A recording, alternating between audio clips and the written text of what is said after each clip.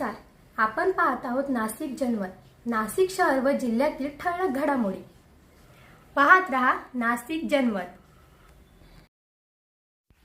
नाशिक महानगरपालिका निवडणुकीमध्ये भाजपचे उमेदवार श्री रुपाली निकोळे यांचा दणदणीत विजय झालेला आहे.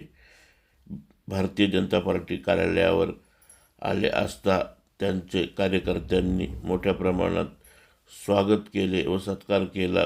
पुष्पगुच्छ देऊन त्यांना पुढील कार्यासाठी शुभेच्छा देण्यात आल्या. यावेळी त्यांनी आपल्या प्रभागातील मतदारांचे आभार मानले. यावेळेस त्यांनी बोलताना सांगितले की मी प्रभागात विकासाची गंगा नक्कीच आणणार आहे. प्रभागात त्यांनी अनेक विकास कामे मागील टर्ममध्ये केलेली आहे, त्याची ही पावती आहे. एक बाईट द्या. बोला. आपल्याला पुन्हा एकदा भाजप पक्षाने उमेदवारी दिली. आपण काय प्रभागामध्ये काय काय करणार?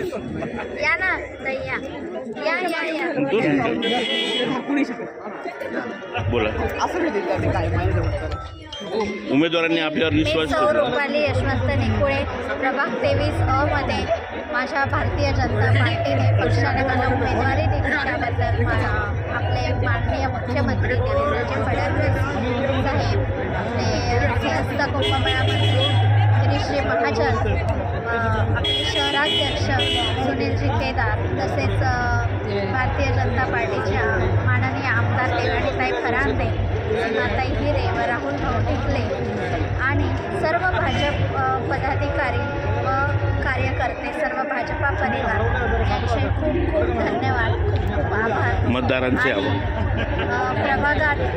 प्रभागातीलही सर्व माझ्या महिला मंडळ, सर्व ज्येष्ठ नागरिक, सर्व नागरिक यांनी पण मला बहुमतांनी निवडून दिलं, त्याबद्दल मी मनस्वी त्यांचे खूप खूप आभार मानते आणि पुन्हा मला विकासाची संधी दिली, त्याबद्दल मी त्यांचे खूप ऋणी आहे.